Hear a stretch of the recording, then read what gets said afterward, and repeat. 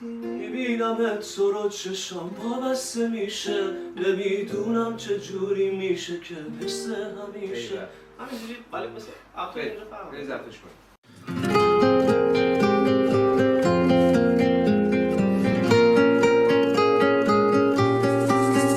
وقتی میبینمت تو رو چشام وابسته میشه نمیدونم چجوری میشه که مثل همیشه میام جلو بهت چیزی بگم باز روم نمیشه همیشه و همیشه و همیشه و همیشه میخوام آروم بگیره این دلم انگار نمیشه باید ببینمش من اونو هر شب پشت شیشه چیزی نمیگم میدونم که باورش نمیشه نشستم پشت شیشه نشستم پشت شیشه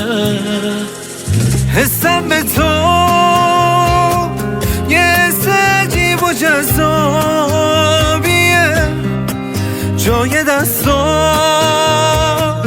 توی دست من چقدر خالیه فکرم از پیشت محاله یک ثانیه هم دور بشه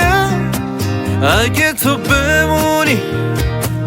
نمیذارم قلب مغرور بشه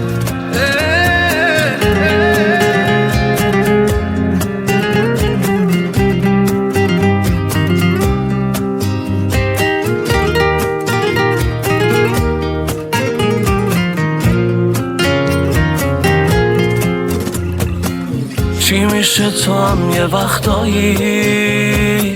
دست کن بدی برام از تو چی میشه وقتی رسیدم بهت باز دلت تنگم بشه هر روز وقتی میبینم تو رو چشام وابسته میشه نمیدونم چجوری میشه که مثل همیشه میام جلو بهت چیزی بگم باز روم نمیشه همیشه و همیشه همیشه و همیشه